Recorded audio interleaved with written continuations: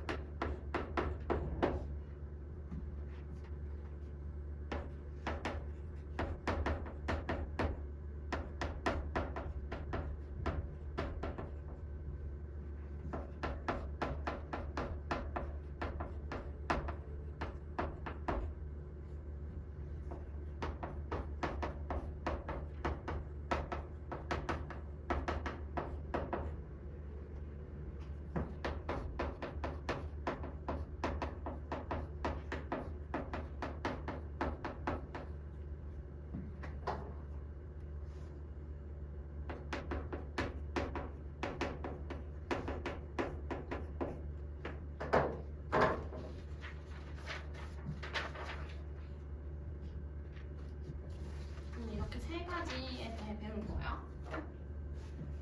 지질시대 구분하고 고기후 연구 방법. 옛날 시대의 기후를 연구하는 방법을 또 알고 지질시대 기후 변화 설명하기. 또 화석 자료랑 지각 변동의 역사를 통해 지질시대의 특징 설명하기. 자, 그러면 첫 번째 페이지부터 보자. 여기 같이 읽어보자. 일단은 화석이 뭔지 제대로 배우기 시작할 거야. 화석 보면은 지질시대에 살았던 고생물의 유해나 생활할 때 생성된 흔적이라고 되어있지. 근데 우리 고생물의 유해인 건 알고 있어. 옛날에 살던 생물이 땅에 묻혀서 화석이 된다라고 우리는 알고 있잖아. 근데 이거는 대부분 아는 말인데 생성된 흔적은 조금 몰랐을 수도 있어. 뭐냐면 뭐 예를 들어 공룡이 밟고 간 발자국 이런 것도 화석이야. 꼭 공룡 뼈들만 화석이 아니라 아니면 공룡이 남긴 배설물 이런 것도 화석이야. 그래서 오른쪽에 보면 생은 화석 보면은 발자국, 살기 위해 파놓은 구멍, 기어간 흔적 그 유해가 아니더라도 이렇게 남겨놓은 흔적도 우리가 화석이라고 부른다는 거. 그래서 생물의 활동 흔적이 남아있는 화석을 말한다. 이렇게 생성된 흔적까지 화석이라는 거 생각을 해주고 또 화석이 생성되려면 네 가지 조건이 이렇게 있거든. 근데 너무너무 당연한 말인데 한번 같이 읽어볼게. 생물체의 뼈, 껍데기, 줄기, 이빨 등과 같은 단단한 부분이 있어야 된다. 당연하겠지? 좀 말랑말랑한 생물체면은 훼손 가능성이 엄청 커. 그래서 조금 단단한 부분이 있어야지 화석으로 남겨지기가 쉬워. 그리고 두 번째는 생물체가 죽은 후 폐적물 속에 빨리 묻혀야 돼. 미생물에 의한 분해를 줄여야 되기 때문에 최대한 빨리 묻히면 화석이 되기 또 쉽고, 그 다음에 원래 성분이 재결정, 탄화작용 등을 통해 화석화 과정을 거쳐야 된다. 이거 무슨 말인지 안 중요해. 몰라도 되고 화석화 과정을 거쳐야 된다는 게 중요해. 화석화 과정이 뭐냐면 여기 오른쪽에 써져 있는데 생물의 유해가 광물질로 치환되거나 탄소 성분만 남아서 단단하게 보존되는 과정을 말하는데, 그러니까 예를 들어 공룡뼈가 발견되면은 그 옛날에 있던 그 공룡뼈 그 자체가 발견되는 게 아니라 이 안에 있던 뼈들이 다 광물질로 바뀌거든. 다른 물질들로 다 치환이 돼서 이 형태만 공룡뼈지 안에 있는 애들은 다 다른 물질들이란 말이야. 이렇게 바뀌는 과정을 화석화 과정이라고 해. 실제 과거에 있던 그 공룡뼈 그대로가 발견되는 게 아니야. 다 바뀌는 거야, 광물질로. 그 다음에 네 번째는 화석이 생성된 후 변성작용이나 심한 지각 변동을 받지 않아야 한다. 당연하겠지. 그 상태 그대로 보존하고 싶으면 뭔가 변동을 받으면 안 되겠지. 이거 네 개는 너무 당연한 말인데 화석이 생성되기 위한 조건 이렇게 네 가지가 있고, 화석은 뭐 이런 데 이용이 되는데 다 알고 있는 거지. 그럼 중요한 거, 저번 시간에 간단하게 표준 화석 배웠었잖아. 그래서 시사 화석도 내가 간단하게 설명을 해줬었는데 여기서 이제 본격적으로 배울 거야. 표준 화석은 뭐냐? 생성된 시기를 알려주는 화석이야. 시기. 그래서 우리 몇 개 외웠잖아. 고생대, 삼엽중, 중생대, 뭐 암모나이트, 공룡, 신생대, 메머드, 흡해석 뭐 이렇게 외웠었잖아. 이렇게 짧게 그 시대에만 살고 사라진 애들을 이제 표준 화석이라고 해. 그래서 여기 이 조건이 너무 중요하거든. 이건 내신에서도 정말 자주 나오니까 외워줘야 돼. 생존 기간이 짧고 분포 면적이 넓어야 하고 객체 수가 많아야 한다. 당연히 특정 시대에만 살고 없어지니까 생존 기간은 짧아야겠지? 그리고 분포 면적은 사육종 같은 경우에는 전 바다에 다 살거나 이런 식으로 넓어야 돼. 객체 수도 또 많아야지 후속으로 잘 발견이 되겠지. 그래서 대표적인 예로는 이렇게 세 가지가 있고, 고생대는 뭐 필석 뭐 이런 것도 있었고, 그 다음에 시상화석은 살던 시기의 환경을 알려주는 거야. 상황을 알려주는 거지. 그러면 다 반대겠지? 표준화석이랑 생존 기간이 길고 분포 면적이 좁아야 하고 환경 변화에 민감해야 한다. 예를 들어 산호랑 고사리 같은 게 있었는데, 산호는 따뜻하고 수심이 얕은 바다인 거, 환경을 알 수 있는 거. 그다음에 고사리는 따뜻하고 습한 육지. 얘네들은 지금까지도 살고 있으니까 생존 기간이 길다고 볼 수 있고, 분포 면적은 좁아야 돼. 왜냐면 특정 환경에서만 살아야 하니까 좁아야 되는 거고, 환경 변화도 민감해야겠지. 이 곳에서만 사는 거니까, 이런 특정 환경에서만 사는 애니까. 이 조건, 시상이랑 표준화석을 비교하는데 여기 두 개가 너무너무 자주 나오거든. 서로 비교하면서. 그래서 잘 봐줘야 하고, 이 오른쪽 보면은 이 표도 되게 자주 나와. 이렇게 나오는데 가운데 시상이랑 표준을 빈칸으로 이렇게 두는 거야. 그럼 우리가 어디가 시상이고 어디가 표준인지 알아야 돼. 일단은 분포 면적이 넓은 건 당연히 표준이겠고, 생존 기간 짧은 것도 표준이겠지. 그래서 여 자리가 표준. 그다음에 분포 면적 좁고 생존 기간 긴 거는 여기 시상화석. 그럼 이런 친구들이 있어. 삼엽중 같은 거는 삼엽중이 발견되면은 우리는 아, 이 지층은 고생대 지층이구나를 깨달을 수 있어. 그치? 근데 동시에 바다인 것도 깨달을 수가 있지. 그러면 삼엽중이 시상화석이 될 수도 있는 거 아니에요? 라고 생각할 수 있잖아. 그러면 맞아. 이거일 때는 표준화석인 거고,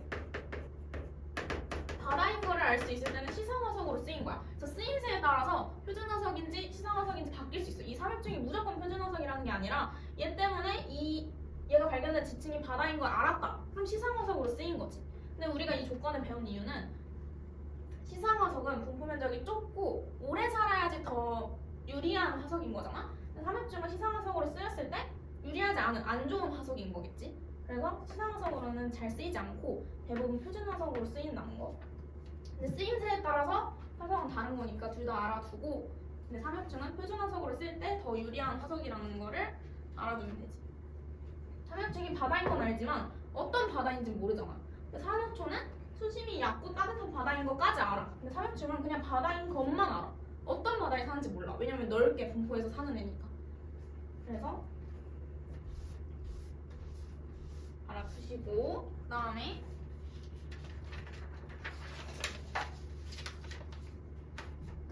봅시다. 이제 드디어 우리가 지질시대를 나누기 시작할 거야. 구분하기 시작할 건데, 지질시대가 뭐냐? 지구가 탄생한 약 46억 년 전부터 지금까지의 이 장구한 기간을 다 지질시대라고 한대. 지구가 46억 년 정도 살았다는 거지. 그럼 이 구분하는 기준이 뭐냐? 첫 번째, 생물계의 급격한 변화. 얘가 제일 중요해. 두 번째는 별로 안 중요하고, 생물계의 급격한 변화가 제일 큰 이유거든. 많은 종류의 생물이 멸종하거나 새로운 종이 출현한 시기를 경계로 구분을 한대. 그 우리가 고생대, 중생대 이런 식으로 구분할 때 고생대랑 중생대 사이에 엄청나게 큰 멸종이 있었다는 거야. 아니면 새로운 종이 출현했거나 이런 거를 기준으로 시대를 구분한대. 아니면 또 대규모의 지각 변동, 상하지층의 시간 차이가 크고 화석의 종류가 뚜렷하게 달라지는 것을 경계로 구분을 한대. 1번이 훨씬 중요해. 그러면은 지질시대를 구분할 건데, 우리 행정구역 구분할 때도 무슨 경기도, 부천시, 원미구 이렇게 도시구 이렇게 하잖아. 지질시대도 마찬가지로 누대, 대, 기 하나 더 있는데 세 가지 있거든. 근데 우리 지우가 원에서는 세까지는 안 할 거고 기까지만 할 거야. 그래서 이렇게 누대, 대, 기로 구분을 하고, 누대는 이제 가장 큰 단위야. 그래서 누대에는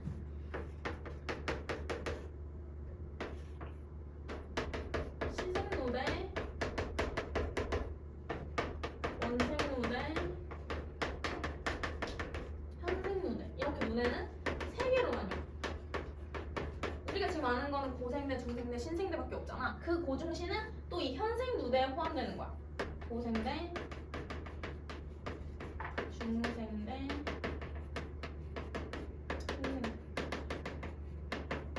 근데 여기서 이 밑에 그림 보면은 시생이랑 원생도 무슨 초시생대, 고시생대, 중시생대 뭐 이렇게 나누잖아. 근데 이거는 안 나누고 이건 안 외워도 돼. 원생누대도 뭐 고원생대, 중원생대, 신원생대 이렇게 나누는데 시생이랑 원생누대는 대로 안 나눠. 그냥 얘는 이거 자체로 불러. 지구과학에서는.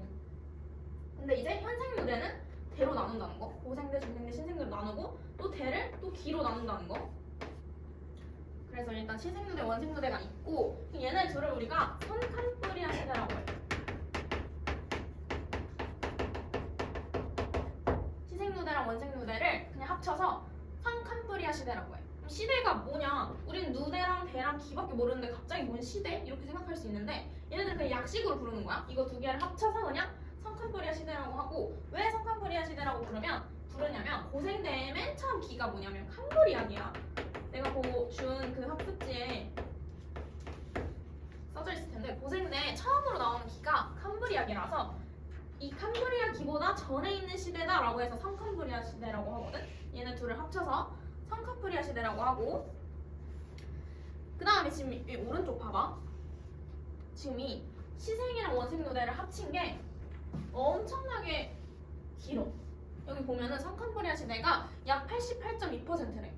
고생대는 우리 여기부터 좀 외웠잖아. 5.5억 년 전부터 현재까지를 고중신이라고 하잖아. 근데 지구는 46억 살이라고 했잖아. 그럼 5.5억 년 전부터가 고생되면은 나머지 한 41억 년, 40억 년 정도는 다 시생누대, 원생누대란 말이야. 그러니까 이 성캄브리아 시대가 엄청나게 길었다는 거 생각을 해주고 그 다음에 이 길이는 성캄브리아 시대가 가장 길고 그 다음에 고생대, 그 다음에 중생대, 그 다음에 신생대 순이야. 여기 보면은 근데 성캄브리아 시대에서 이 시생누대랑 원생누대 길이는 원생누대가 좀 더 길어. 이게 더 옛날로 갈수록 길어진다고 생각할 수 있는데 여기서는 원생누대가 더 길다는 거 기억해줘야 돼. 시생누대보다 원생누대가 더 길어. 그래서 여기 보면은 시생누대는 여기부터 여기까지 한 1500 정도 차이가 나는데 얘는 한 2000 정도 차이가 나지. 무조건 옛날이 더 긴 게 아니야. 여기는 원생누대가 더 길어. 이것만 예외고 다 이제 옛날일수록 더 길어. 고생대가 더 길고 중생대가 길고 그 다음에 신생대가 길고 여기는 아직 깊숙이 안 들어가고 그냥 대충 어떤 식으로 나누냐까지를 여기서 하는 거거든. 그래서 우리 이제 지금 얘네들 너무 많잖아. 이거 다 외워야 돼요? 하는데 다 외워야 합니다. 미리미리 외우셔요. 나중에 고생하지 말고. 여기 무슨 기 있는지 다 외워야 되고 그리고 무슨 기에 뭐가 출현했는지 뭐가 멸종했는지 이런 것도 다 외워야 되거든. 그래서 지금부터 열심히 하시면 되고 다음 페이지 빈칸 한번 채워봅시다. 뭐 지금까지 한 번 너무너무 쉬웠지. 별거 없었지. 지질시대에 살았던 고생물의 유해나 흔적 화석이라고 하죠. 화석. 생성된 시기를 알 수 있는 거는 표준화석. 어떤 시대에 살았는지 알 수 있는 거. 그 다음에 살았던 시기의 환경을 알 수 있는 거는 시상화석.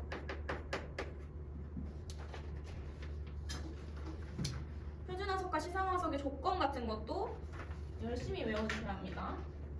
그 다음에 화석이 생성되는 조건. 뼈, 껍데기, 줄기, 이빨과 같은 단단한 부분이 있어야 한다. 그 다음에 죽은 후 빨리 묻혀야 한다. 빨리 묻혀야 돼. 상온에 있으면 미생물이 다 분해시켜. 버섯 같은 거.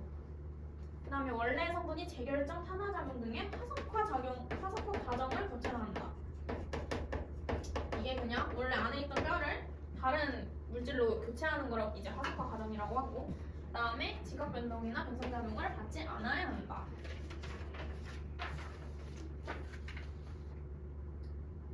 그 다음에 이 표 맨날 나오는 거라고 했지? 위에 있는 게 시상화석 8번이 시상화석 밑에 9번이 표준화석이겠지? 분포 면적이 넓고 생존기간이 짧은 거 표준 생존기간이 길고 분포 면적 좁은 거 시상화석 A에 해당하는 화석 시상화석은 생존기간이 길고 분포 면적이 좁아야 하며 A에 해당하는 화석으로는 따뜻하고 수심이 얕은 바다에서 살았던 산호 따뜻하고 습한 뭐겠지? 고사리. 하나랑 고사리밖에 안 나와 맨날 시사화석은. B에 해당하는 화석은 이제 표준 화석이지. 생존 기간이 짧고 분포 면적이 넓어야 하고 개체수가 많아야 한다. 그 다음에 4번. B에 해당되는 화석으로는 삼엽충하고 여기 시대를 쓰는 거 같네. 고생대, 암모나이트 중생대, 메머드 신생대. 이거 우리 외웠었지.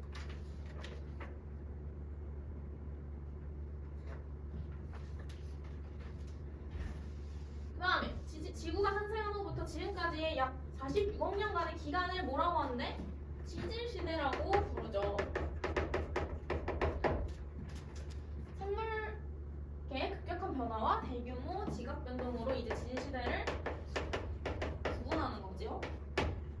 지질시대는 누대, 대, 기로 구분을 하고 지질시대 구분 단위 중 가장 큰 단위는 누대입니다. 시생누대, 원생누대, 현생누대로 3개로 나뉘죠. 그 다음에 지질시대는 화석이 거의 발견되지 않는 신생누대와 원생누대. 이건 말 안 했었는데 시생누대랑 원생누대는 너무 옛날이라서 화석이 잘 발견되지 않아. 그래서 우리 시생이랑 원생 배울 때도 하나씩밖에 안 배워. 뭐 내용은 별거 없어. 여기 화석 하나, 여기 화석 하나. 이제 고생대부터 생물종이 급격하게 많아지면서 배워야 될 게 많아지거든. 화석이 많이 발견되는 현생누대. 이 현생누대가 고중심이죠.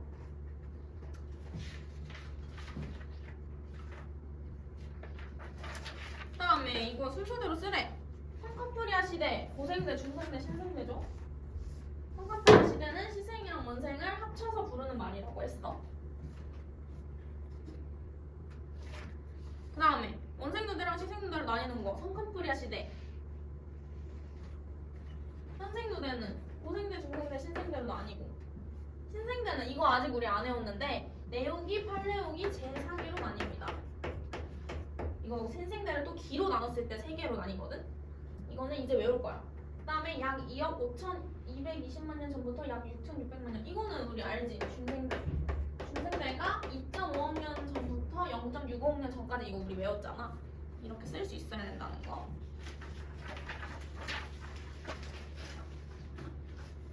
그 다음, 고기후 연구 방법 봅시다. 한 7가지가 있거든? 근데 여기서 중요한 건 3번 정도? 잉하코어 연구. 나머지는 그냥 너무 쉬워가지고 같이 읽어볼 거야. 고기후 연구 방법 뭐냐면 기상을 관측하기 이전 지질시대의 기후인 지금 우리가 기상을 관측하지만 옛날 시대에는 뭐 기후를 관측할 수 있는 방법이 없었어. 그런 옛날 기후를 이제 고기후라고 하는데 고기후를 연구하는 방법으로 비교적 가까운 과거의 기후는 나무 나이테나 가까운 과거 나무나이테, 빙하코어, 종류석과 석순 등을 이용하고 먼 과거 같은 경우에는 고생물 화석을 이용한다. 이게 또 가까운 과거인지 먼 과거인지에 따라 고기후 연구 방법이 또 달라지거든. 그럼 일단 나무나이테 먼저 보자. 나무나이테 연구 1번. 기온이 높고 강수량이 많으면 나무나이테의 폭이 넓어지고 밀도가 작아진대. 기온이 높고 강수량이 많으면 나무나이테의 폭이 넓어진다. 그럼 우리가 옛날에 살던 나무를 봐서 그 나무나이테의 폭을 보는 거야. 만약에 폭이 넓으면은 아 기온이 높고 강수량이 많았구나를 예측을 하는 거지. 그래서 이런 성질을 이용하여 과거 기온과 강수량의 변화를 연구한다. 너무 쉽지 그냥. 이런 거 알아둬야 돼. 높고 많으면 폭이 넓어진다. 이런 건 알아둬야 돼. 그래서 비교적 가까운 과거의 기후를 알 수 있대. 당연하지. 왜냐면 나무가 몇 억 살 사는 게 아니잖아. 많이 살아봤자 뭐 100년, 150년 이 정도 사는 거니까 먼 과거는 알 수가 없는 거지. 한 100년 정도? 100년 전 정도? 가까운 과거를 알 수 있는 거고. 그다음에 두 번째 꽃가루 연구. 이것도 너무 간단해. 기후가 온난해지면 화렵수가 많아지고 기후가 한랭해지면 침엽수가 많아지는 성질을 활용하여 꽃가루의 종류를 분석하여서 기후를 알아낼 수 있다. 그리고 옛날에 있던 그 꽃가루를 보고 어떤 식물의 꽃가루인지를 판단하는 거야. 만약에 화렵수의 꽃가루면은 아 기후가 온난했구나. 침엽수의 꽃가루면은 기후가 한랭했구나. 이렇게 예측을 하는 거지. 어떤 식물인지. 그리고 그 식물이 잘 사는 환경을 파악을 해서 기후를 예측하는 거지.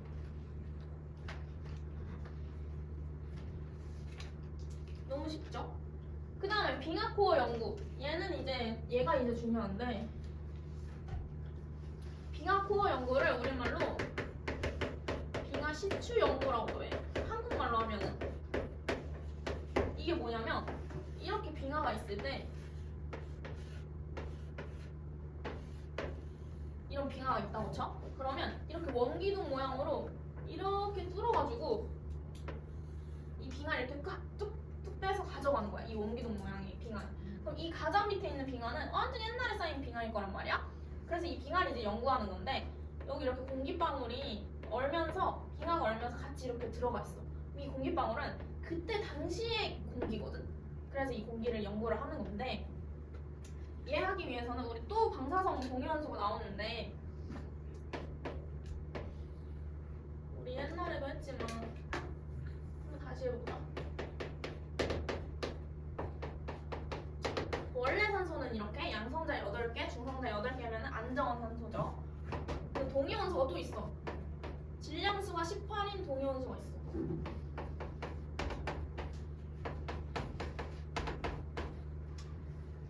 양성자가 8개, 중성자가 10개인 동위원소가 있어. 근데 동위원소는 불안정할 수도 있고 안정할 수도 있다 했잖아. 불안정하면은 그게 방사성 동위원소라서 붕괴를 하는 거고 안정하면은 그냥 이 상태로 있는 거야. 근데 이 18산소는 안정한 산소야. 얘도 안정해. 동위원소긴 하지만 안정한 산소인 거야. 그러면은 이 산소가 뭐 결합을 해서 물이 될 수 있는 거고 그냥 물이 될 때 얘는 16산소로 만들어진 물이고 얘는 18산소로 만들어진 물이 이렇게 있을 거야. 그럼 질량은 어느 물이 더 크겠어?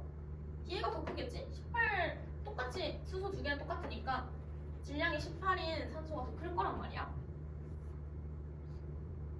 그러면은 이제 이렇게 바다가 있을 때 16산소로 만들어진 물이 바다에 있기도 하고 18산소로 만들어진 물이 바다에 있기도 해. 둘 다 존재해. 그럼 얘네들이 뭐 이렇게 증발해서 구름 만들 거고 그럼 얘네들이 이동을 해서 구름 이동해서 여기서 눈을 내려서 빙하도 만들 거야. 이거 그림 그려놔. 물에 지금 16산소로 만든 물이랑 18산소로 만든 물이 둘 다 있고 둘 다 증발을 해서 구름 만들어서 눈 내려서 빙하 만들 거야. 그럼 우리가 어떨 때 볼 거냐면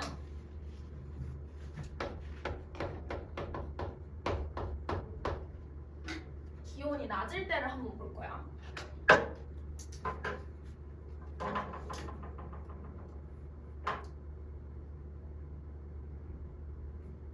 기온이 만약에 낮으면은 기온이 높을 때 증발이 잘 되잖아. 기온이 낮으면은 물이 증발이 좀 잘 안 돼. 그러면 증발하는 횟수가 좀 이렇게 줄 거야.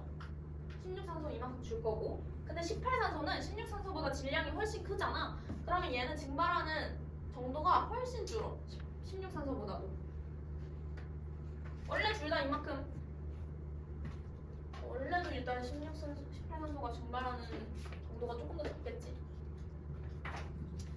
근데 이제 기온이 낮아지면은 더 조금 증발하는 거야. 얘는 조금 증발하지만 얘보다는 많이 증발하는 거고.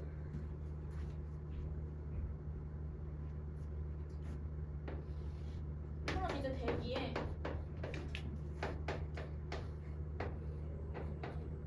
산소동위 원소비를 볼 거야.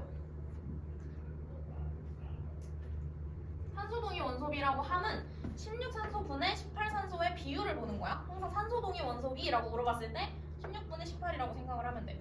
얘를 딱 봤을 때 우리 지금 기온이 낮을 때를 말하는 거야. 기온이 낮을 때 보면은 얘는 더 적게 증발했잖아. 그러면 얘가 조금 더 많이 내려왔을 거고 16산소도 당연히 줄긴 줄었지만 얘보다는 조금 줄잖아. 얘가 더 많이 준단 말이야. 더 조금 줄겠지? 그러면 합쳤을 때 산소 동위 원소비는 그냥 더 줄어드는 거겠지? 18산소가 조금 더 많이 주는 거니까 증발을 더 안 하는 거니까. 근데 이게 대기가 아니라 빙하라고 해도 돼. 왜냐면 어차피 이 대기가 눈을 뿌려서 빙하가 되는 거잖아. 그럼 이 빙하나 대기나 산소동위 원소 비율이 똑같아. 얘가 눈을 뿌려서 어차피 빙하가 되는 거니까. 대기의 산소동위 원소비라고 하든 빙하의 산소동위 원소비라고 하든 기온이 낮으면은 내려가는 거야. 또 반대로 해수나 해양태정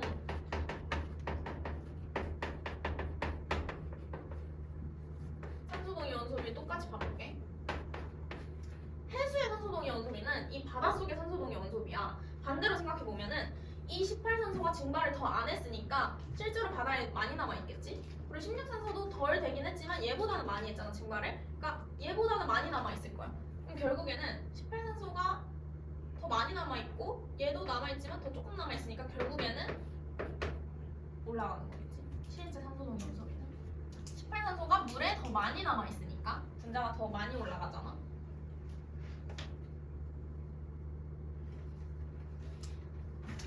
그래서 이거를 좀 한마디로 정리를 해주면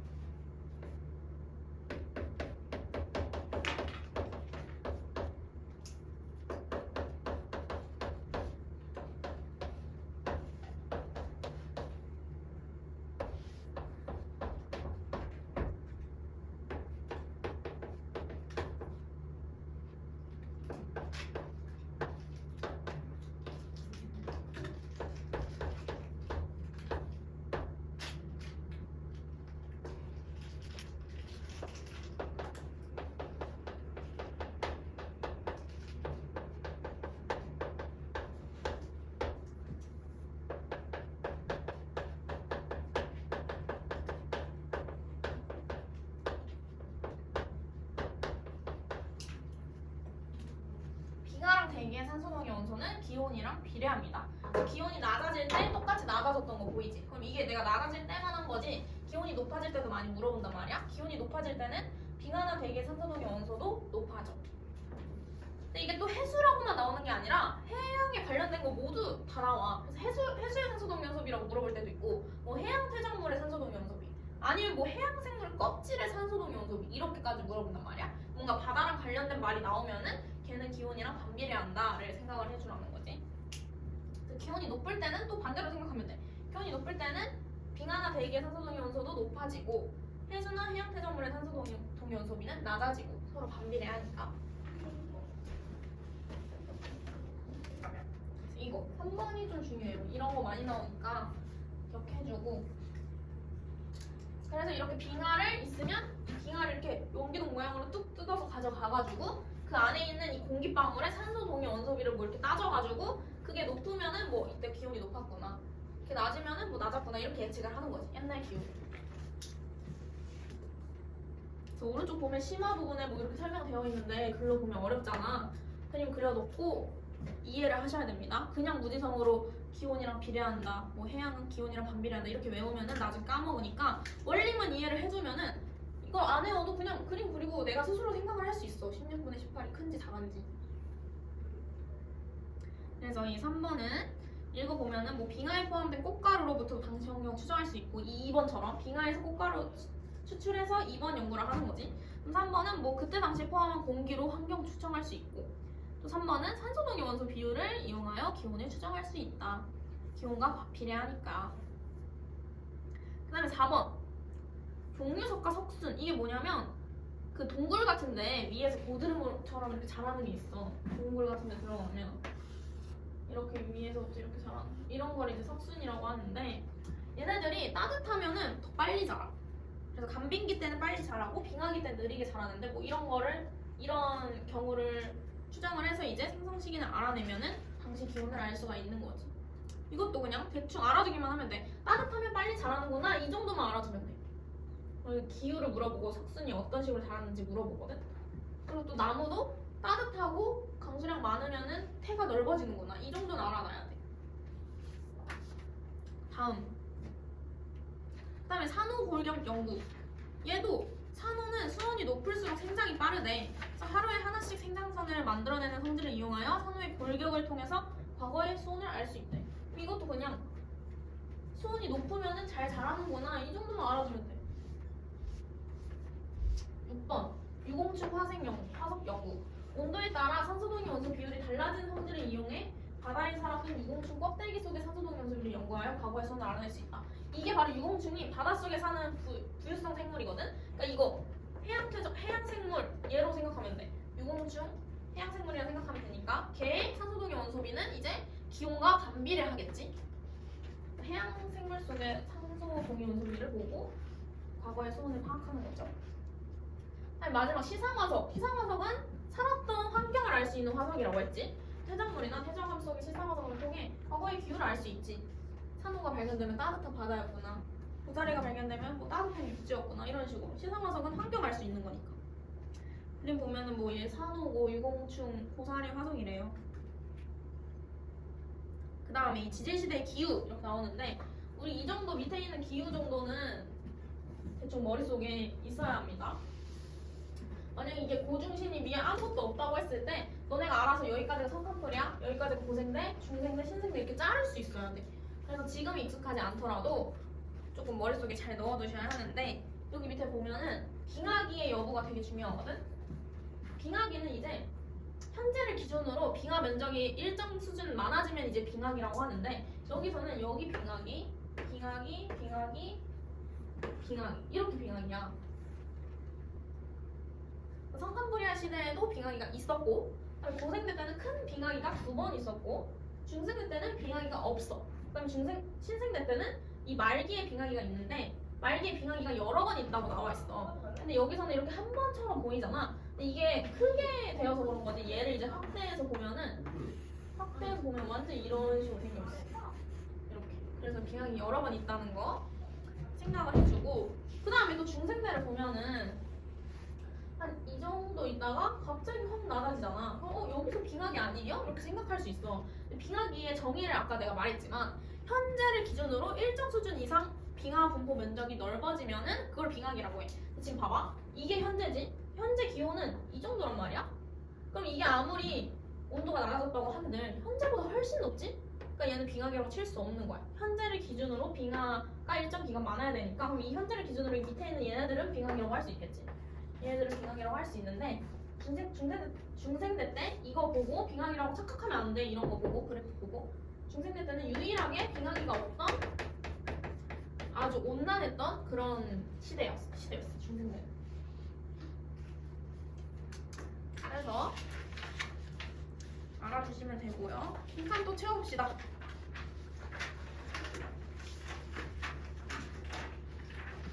나무 나이트 연구. 나무의 나이트 간격이 넓은 시기는 고온 다습했겠죠. 나무가 잘 자라는 시기 그냥 생각하면 돼. 꽃가루 연구는 화력수의 꽃가루가 많은 시기는 온난한 기후. 식염수가 많으면 한랭한 기후. 빙하코어 연구. 아까 말했지. 빙하코어 물분자의 동위원소비가 높을수록 기온이 높다. 빙하는 기온이랑 비례라 했어. 해수가 기온이랑 반비례라 했고 빙하나 대기라고 나와도 똑같은 말이야. 위 세 가지 방법 중 과거 대기의 성분을 직접적으로 알아낼 수 있는 방법은 빙하코어 연구겠죠. 직접적으로 이 공기 방울이 진짜 들어있는 거니까 과거 대기를 직접적으로 볼 수 있지. 그 다음 이거는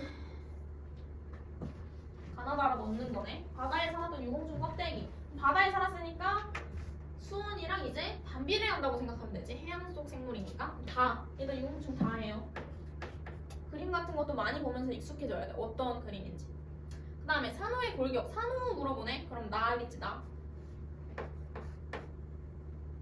얘는 이제 종류석과 석순. 가지 가.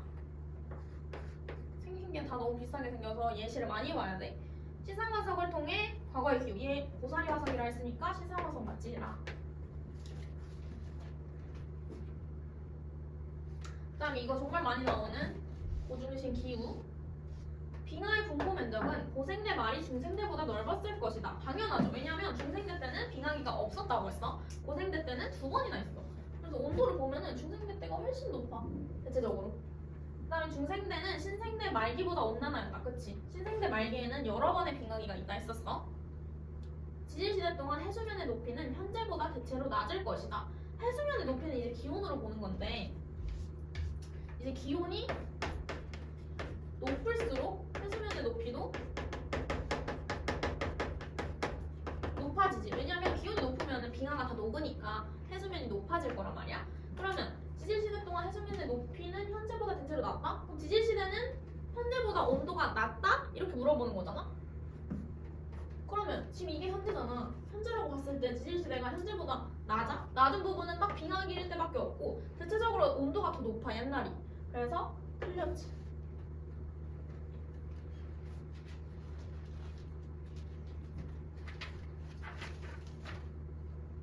다음 이거 아까 내가 그려준 그림이랑 비슷하지? 여기서 간빙기가 뭐냐면은 빙하기 사이에 잠깐 따뜻한 시기를 간빙기라고 하거든.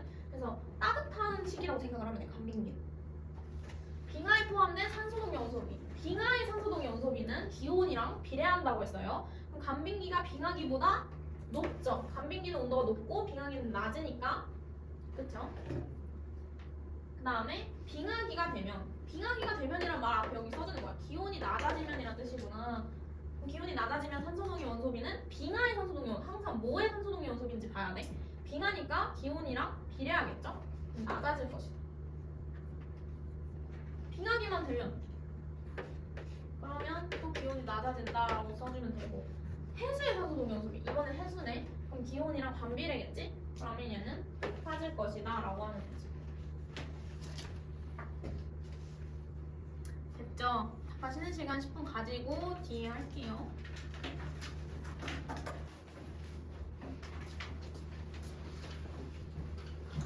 자, 우리 이제 성금부리아 시대부터 자세하게 배울 건데, 근데 이제 책에 나와 있는 거는 좀 보기가 힘들어가지고 내가 프린트 하나 다시 만들어서 줬거든?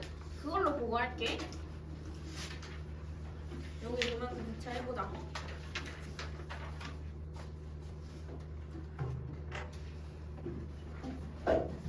자, 일단은 맨 처음 시작인 시생누대 원생누대부터 할 거야. 근데 여기 보면은 시생누대가 40억 년 전부터 시작이거든? 그럼 46억 년 전부터 40억 년 전까지는 우리가 명왕누대라고 하는데, 이거 그냥 참고로 적어줘. 학자들이 이렇게 부르기도 하는데 교과서에는 뭐 있는 데도 있고 어느 데도 있고, 일단 중요한 건 시험에는 안 나와. 근데 뭐 이런 것도 있다 정도만. 그래서 명왕누대는 일단 빼고 우리 시생누대부터 할 거야. 시생누대부터 할게. 맨 처음 시대를 이제 40억 년 전부터 25억 년 전까지를 시생누대라고 하고, 이때 중요한 생물은 뭐냐면 남세균이라는 생물이 출현. 그 전까지는 생물이 없었는데 첫 번째로 등장한 생물인 거야. 남세균. 얘가 중요한 특징이 뭐냐면 광합성을 해. 그럼 그 전까지는 산소가 아예 없다가 광합성이 뭐야? 이산화탄소를 먹고 산소를 내뿜는 거잖아. 그럼 이제 우리 지구에 산소라는 게 생기기 시작해. 증가하기 시작해. 왜? 얘 때문에. 남세균 때문에. 남세균이 다른 말로 시아노박테리아라고도 하거든? 같은 말이니까 뭐라고 불러도 헷갈리지 말고 시아노박테리아를 이제 남세균이라고 하고, 이 남세균이 화석이 된 이 화석 모양을 스트로마톨라이트라고 해. 이게 다 다른 것 같지만 같은 말이야. 남세균을 시아노박테리아라고 하고 얘를 또 화석이 됐을 때 스트로마톨라이트라고 해. 그래서 이 스트로마톨라이트는 뭐 이렇게 버섯처럼 생겼거든. 남세균이. 그러면 이 위에 이렇게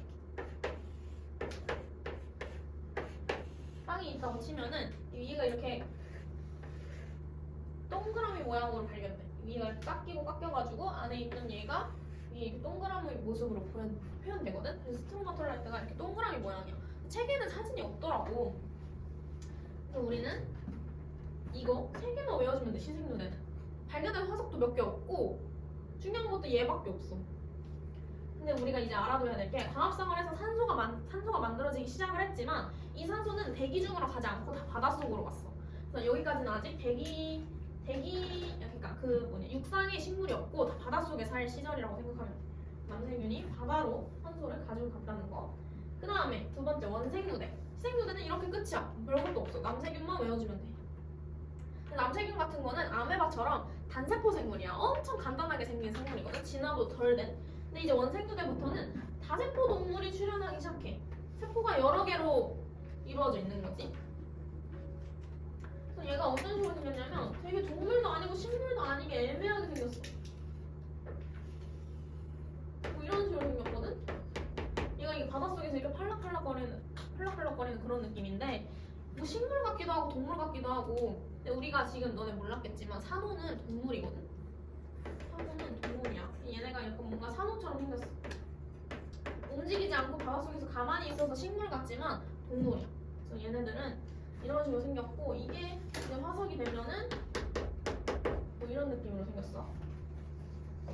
이 다세포 동물이 출현했고, 이 다세포 동물 이름이 에디아카라 동물군이야. 여기 사진이 있나? 여기 옆에 보면은 사진 있거든? 책 보면은 에디아카라 동물군 사진 있어. 이런 식으로 생겼지. 이렇게 그림 보고 알아야 돼. 시생누대 원생누대는 진짜 별거 없고, 시생누대 때 스트로마 톨라이트 남세균이 출현해서 광합성하기 시작해서 우리가 산소가 생기기 시작했다 정도만. 원생누대는 다세포 동물이 출현했고 그때 대표적인 다세포 동물이 에디아카라 동물군이다. 이 정도만 외워둬도 됩니다. 이제부터 고생대부터가 이제 좀 많거든. 고생대 보자. 여기 써있지만 생물종 폭발적 증가라고 써져 있지. 이때부터 이제 화석이 엄청나게 많이 나오기 시작해. 산소도 증가했겠다. 생물종이 폭발적으로 증가해. 여기서 고생대에서 가장 중요한 기가 어디냐면 실루리안이야. 여기 혼자 파란색으로 되어 있지. 왜 이렇게 적어놨을까? 실루리아기에 뭐가 생기냐면 오존층이라는 게 형성돼. 이게 오존의 화학식이 뭐냐면 산소가 이거면 오존은 O3잖아. 얘잖아. 그럼 산소를 어떻게 이렇게 화학 변동하면 이제 오존이 되겠지. 이 시생누대부터 남세균이 계속 광합성을 하면서 산소를 쌓아온 거야. 그래서 산소가 여러 개 늘어나다가 그 산소가 충분히 쌓여서 오존을 만들어내고 그 오존이 또 여러 층 쌓이면 오존층이 형성이 되는 거지. 지금 우리가 지구에 오존층이 있으니까 오존층이 얼마나 소중한지 잘 모르는데 이 전까지는 오존층이 없었어. 오존층의 역할이 뭐냐면 자외선 차단이야. 지금 오존층이 없으면 우리 살 수 없어. 이게 생물체가 살아가는데 엄청나게 큰 영향을 끼치는 요소거든, 오존층이. 그래서 이 실루리아기 전까지는 고생대 초기랑 시생누대 원생누대는 모든 동물이 동식물이 다 바닷속에 살았어. 오존층이 없었으니까 자외선이 바다 밑까지 이렇게 뚫고 내려오진 않았거든. 그래서 자외선 때문에 바닷속에서 살았는데 이 실루리아기에 오존층이 형성되기 시작하면서 뭐가 생기냐? 육상의 동식물이 등장하기 시작하는 거야. 육지에 동물이나 식물이 나타나기 시작한 거야.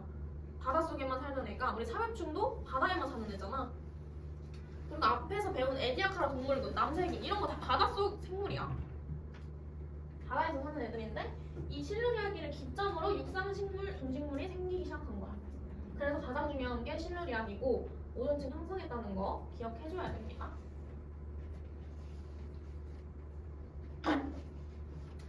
그리고 이제 이 기를 외워야 되잖아. 암기법을 좀 알려줄게. 컴이 컴이라고 생각하면 돼. 오실 때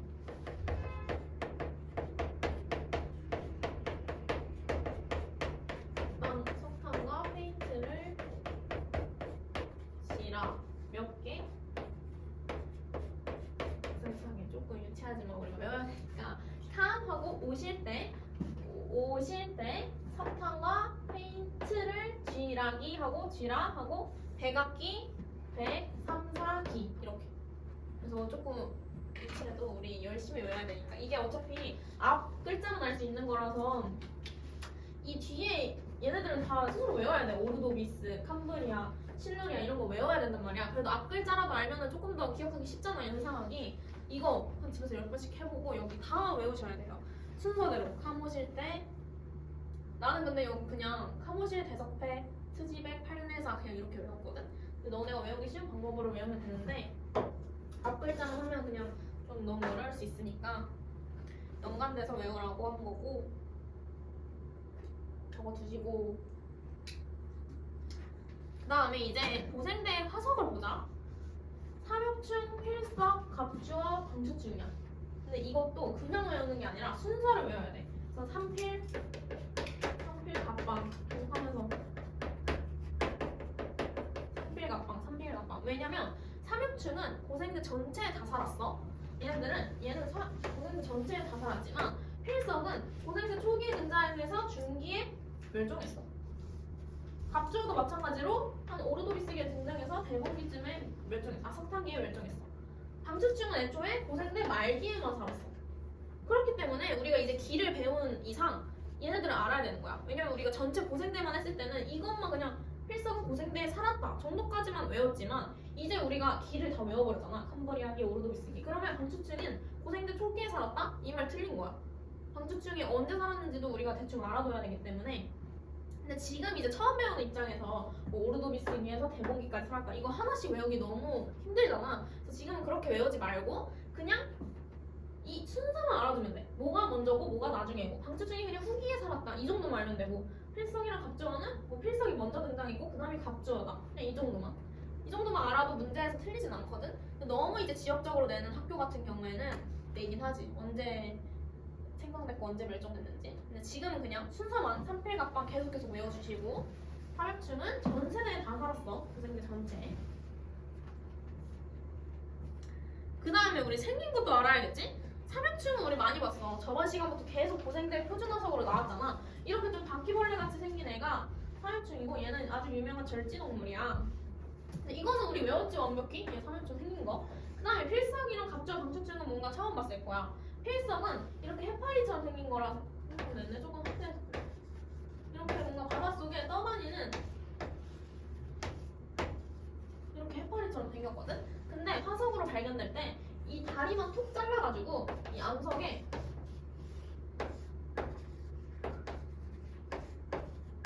이런 식으로 발견되는 거야. 다리만. 그래서 얘도 필석이라는 거, 근데 얘도 필석이라는 거. 이 다리만 잘라서 해서 이 오른쪽 왼쪽이 너무 다른 애 같이 보이잖아. 이 다리를 확대한 거야. 얘를. 그래서 이게 돌 속에서 뭔가 글씨 쓴 자국처럼 보인다라고 해서 필석이라고 부르거든. 필석 생긴 거 알아두셔야 되고 해파리처럼 생겼다. 그다음에 갑주어는 너무 구분하기 쉬워. 왜냐면 얘만 유일하게 물고기 형태거든.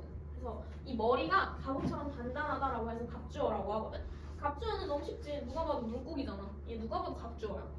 그 다음에 방추충이 좀 헷갈릴 거야. 방추충은 이런 식으로 고구마처럼 생겼어.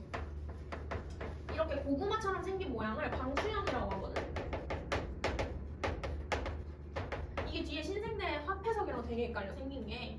근데 지금 얘는 고구마처럼 생겼다는 거. 뒤에 화폐석은 동전처럼 납작하게 생겼거든. 근데 얘는 납작하지 않고 이렇게 가운데가 이렇게 땅콩처럼 생겼어. 방추형으로 생긴 거 방추충. 그래서 일단 실루리아계 오존층이 생성되긴 했지만 고생대 때 번성한 동식물들은 전부 다 물속에 살고 있다는 거. 서식 환경은 전부 다 물이야. 고생대 때는 오존층은 형성됐지만 동식물이 이제 번성하진 않았어. 동식물이 등장은 했지만 번성은 안 했어. 이게 되게 다르거든. 기억을 해야 돼. 예를 들어 공룡도 중생대 때 번성했잖아. 근데 공룡이 처음 등장한 시기는 고생대야. 이게 항상 등장한 시기는 한 시대 전이거든. 이걸 기억을 해줘야 돼. 이 밑에를 보면은 여기를 한번 볼게. 이제 식물이랑 동물에 뭐가 있는지 보자.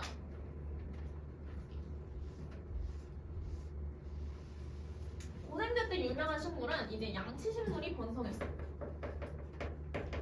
양치식물은 이제 고사리처럼 포자로 번식하는 애들을 양치식물이라고 하거든.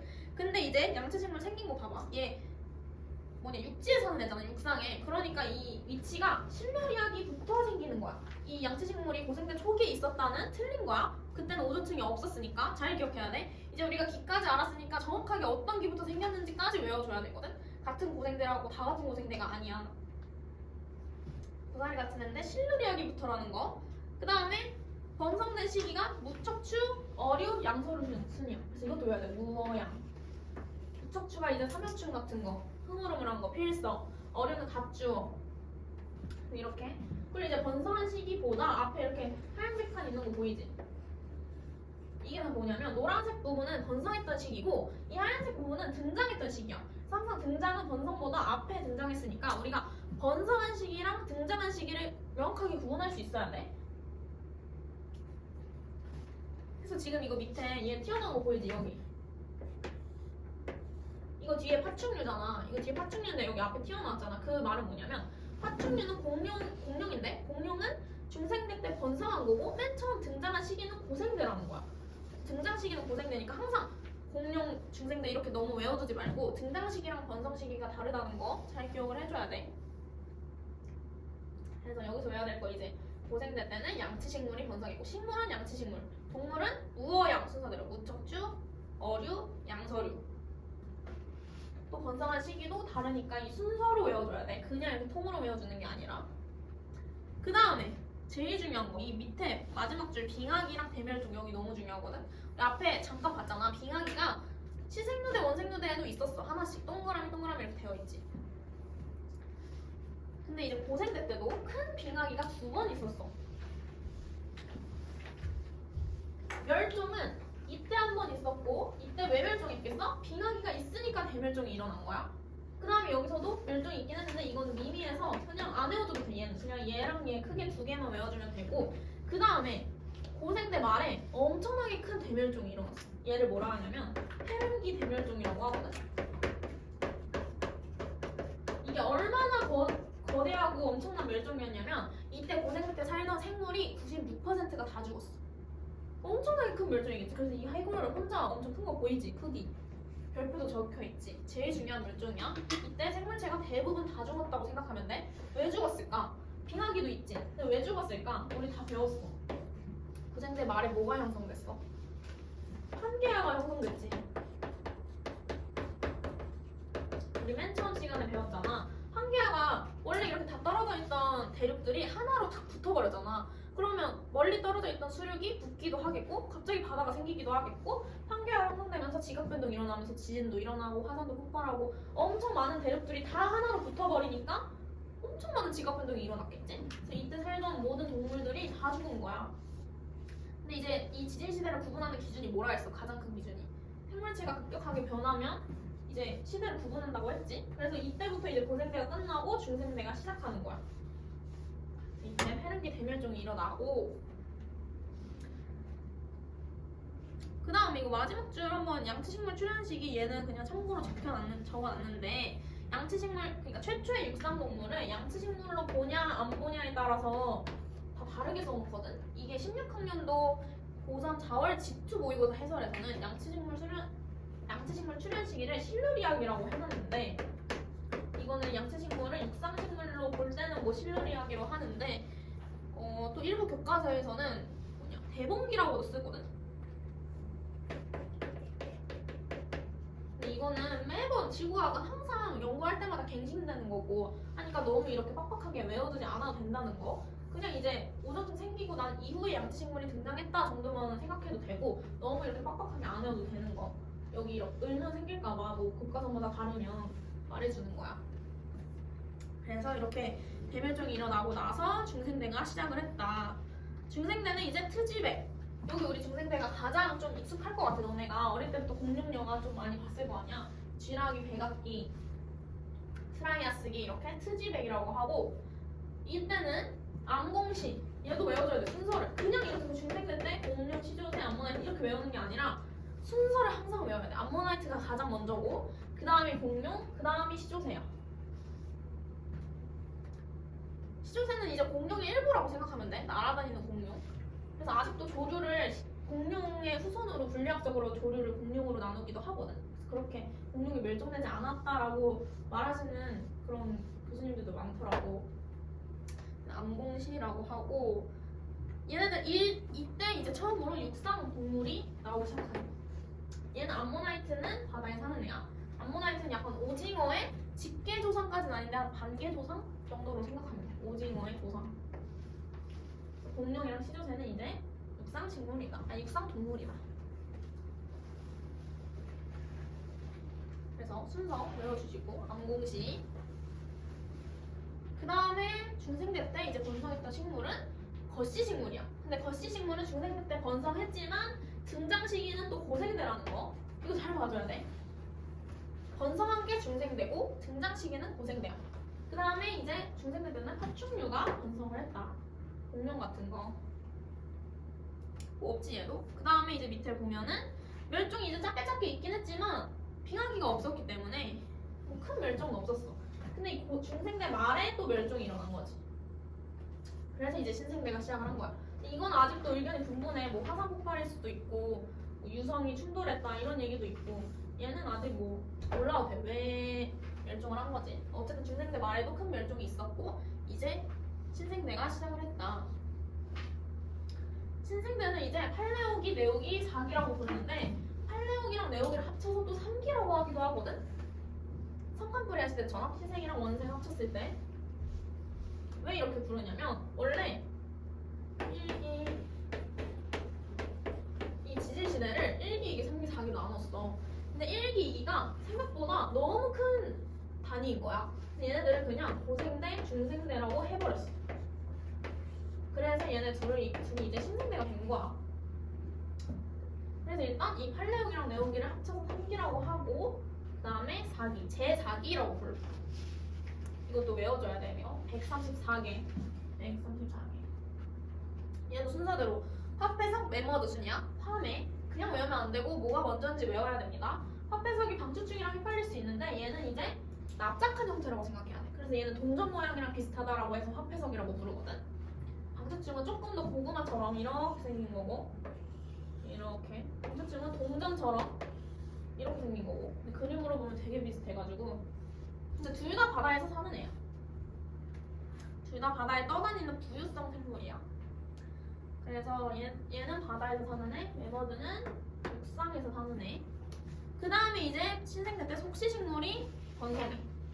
순서대로 양치식물, 거시식물, 속시식물.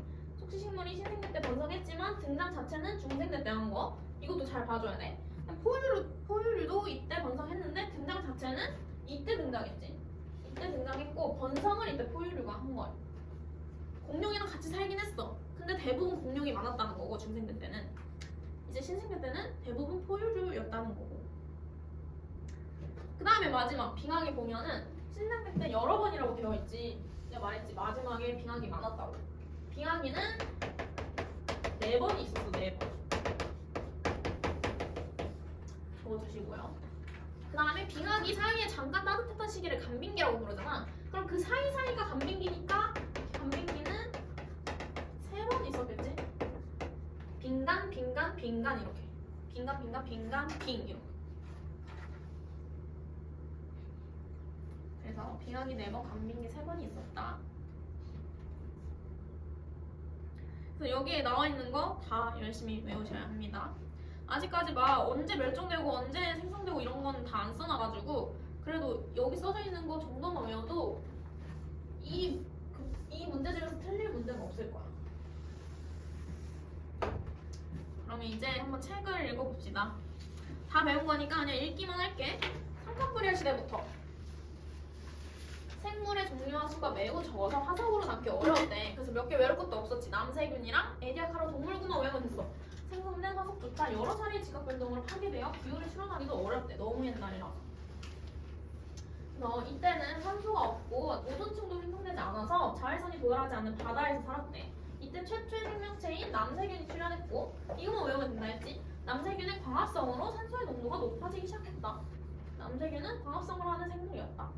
그다음에 원생류대는 산소의 농도가 점점 더 높아짐에 따라 진핵생물이 포함하여 더 많은 생물이 등장하게 되었고 5호 동물이 출현하였다. 그래서 이때 출현한 동물이 이제 에디아카로 동물군이지. 이제 좀 원래는 이 단세포였다가 좀 이제 발전했다는 거야. 진핵으로. 계속 생물이 진화했다는 거야. 그 다음에 고생대 한번 읽어보자. 이것도 이렇게 그냥 글로 쭉 써있으면 너무 외우기 힘들잖아. 고생대 때는 후기에 빙하기가 있었지만 대체로 온난한 기후였대. 대륙이 이동하여 말기 하나로 합쳐서 판기아를 형성하면서 대규모 조산운동이 일어났고 생물의 대멸종이 일어났대. 그 다음에 해양생물이 폭발적으로 증가했고 왜냐면 이때부터 오존층 생기고 그랬으니까. 그 다음에 무척추 동물, 어류, 양서류, 파충류가 출현하였다. 파충류도 이때 출현했어. 갑자기 왜 파충류 이러면 안 돼. 캄브리아기에는 삼엽충, 필석, 원종류 등 바다에서 사는 무척추 동물이 번성했고 순서대로 외우라 했지. 무어양, 무척추, 어류, 양서류. 그 다음에 척추 동물이 어류가 출현했대. 실루리아기에는 오존층이 형성돼서 육상식물과 육상동물이 출현했고 대봉기는 갑주어를 비롯한 어류가 번성했다. 대봉기, 갑주어는 좀 외워줘야 돼. 대봉기랑 갑주어는 항상 나오는 거거든. 대봉기 때 갑주어 번성. 갑주어가 가장 번성했던 시기가 대봉기야. 출현한 거는 오르도비스기에 출현한 거야. 어류는 오르도비스기에 출현했잖아.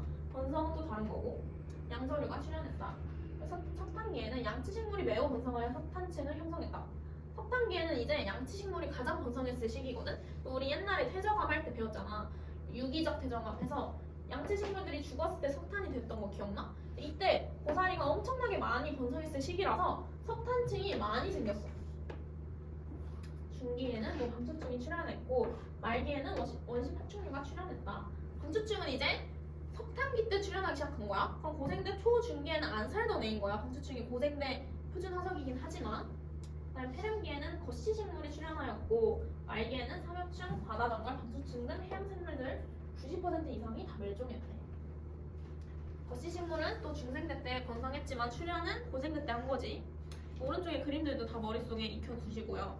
갓주와 방추충. 아 그리고 이거 말 안 했는데 방추충은 다른 말로 푸즐리나라고도 불러. 이거 같은 말이야? 기억해주세요. 푸즐리나.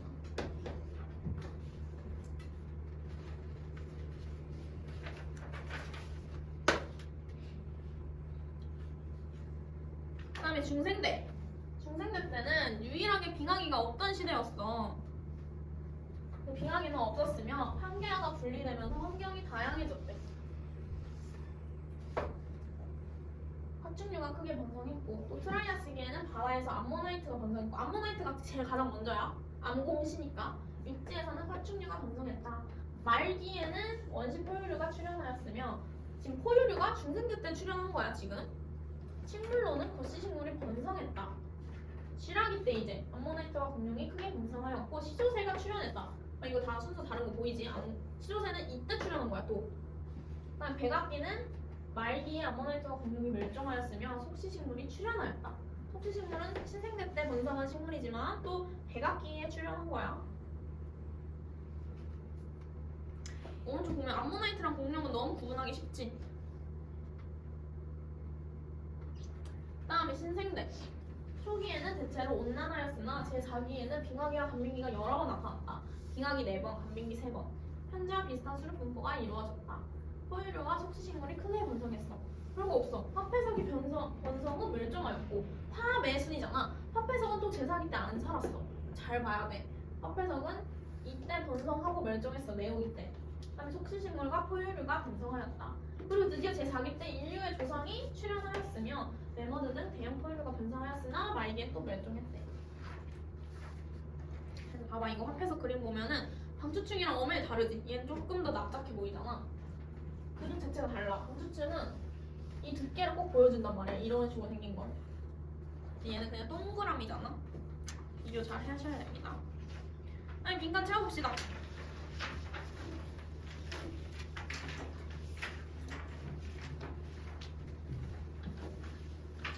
칸포리아는 신생과 원생두대로 구분되고 원생두대가 더 깁니다. 더 최근이지만 한생두대는 고생대, 중생대, 신생대로 구분됩니다.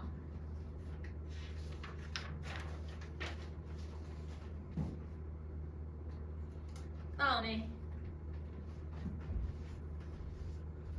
이게 신생이랑 원생은 너무너무 이렇게 몇 개 없어가지고 그냥 합쳐서 성칸포리아 시대라고 해. 왜 이렇게 별로 없어? 성칸포리아 시대 여기 적고 생물의 종류와 수가 매우 적어 화석으로 남기 어려웠으며 생성된 화석조차 파괴되어서 기후를 추론하기 어렵다. 그 다음에 2번 고생대. 후기에 빙하기가 있었지만 대체로 온난화 기후였고 대륙이 이동하여 말기에 하나로 합쳐서 판게아를 형성하면서 대규모 조사운동이 일어나서 생물 대멸종이 일어났지. 그 다음에 3번 중생대. 빙하기는 없었으며 판게아가 분리되면서 환경이 다양해졌다. 4번 신생대.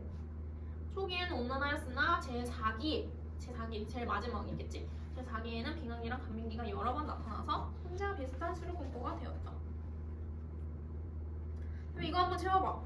고생대 때 무척추밖에 없지만 옆에 어류, 양서류 이거 같이 적어줘. 하나밖에 안 적혀있지만 무척추, 어류, 양서류 나머지 한번 채워봐.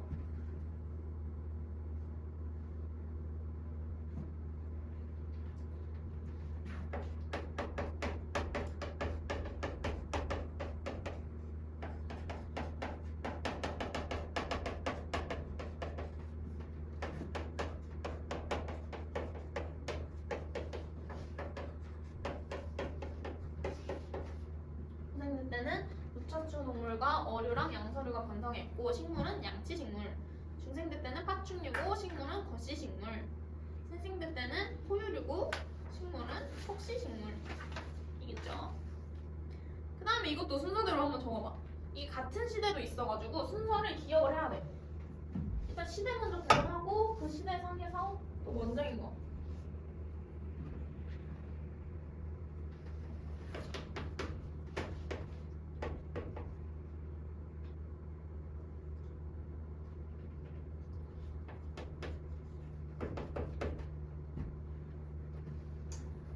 시대 먼저 구분하면 신생대, 고생대, 고생대, 중생대, 신생대겠지? 그럼 고생 두 개 먼저 봐야 돼. 삼엽충이랑 갑주어. 3필 갑방이었으니까 3이 먼저. 그 다음에 갑주어. 순서를 외워야 합니다. 그 다음에 중생대 혼자니까 모나이트. 신생대 화 매였지? 화폐석이 먼저. 그 다음에 메모드.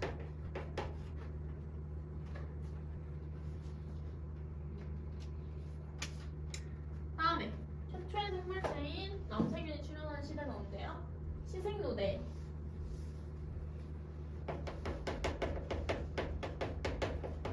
어류가 번성한 거, 갑주어 번성한 거는 좀 외워두라 했지. 대봉기. 대봉기는 갑주어. 양치식물이 번성하여 석탄층. 이건 좀 외우기 쉬워. 그냥 석탄이야. 양치식물이 죽어서 석탄이 되니까. 암모나이트랑 공룡이 크게 번성했고 시조새가 출현한 시기는 쥐란. 인류의 조상이 출현한 시기는 신생대의 가장 마지막 기인 제4.